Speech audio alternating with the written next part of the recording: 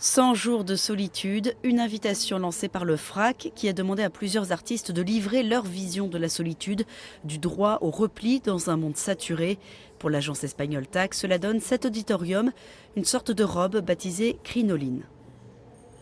Leur idée, c'était de dire, quand on est au centre, on est dans l'espace du collectif, dans le véritable auditorium, mais si on veut profiter de ce qui se dit un petit peu plus en solitaire, on va s'asseoir dans les creux de la robe, donc on peut écouter et voir ce qui se passe sans être vu.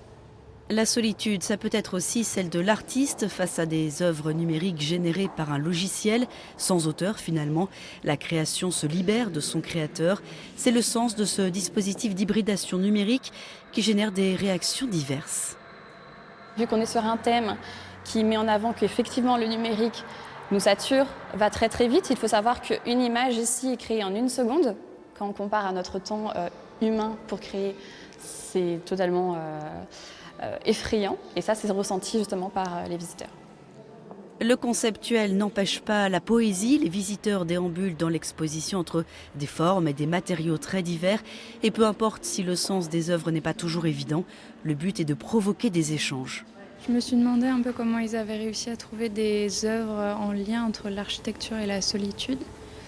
Et je trouve, ils ont trouvé plein de choses différentes, donc ça c'est quand même assez intéressant. Cette biennale est conçue comme un hymne à la solitude. Pour les commissaires, pouvoir être seul, voilà l'affaire du siècle.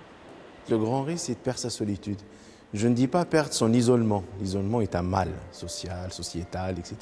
Mais c'est de perdre sa solitude. Parce qu'il faut être seul pour penser. Il faut être seul pour être libre. Il faut être seul pour aimer. C'est ça la valeur de la solitude. Et la grande menace actuellement, dans le capitalisme mondialisé, c'est de nous faire perdre notre solitude. Il n'y a plus possibilité d'être seul.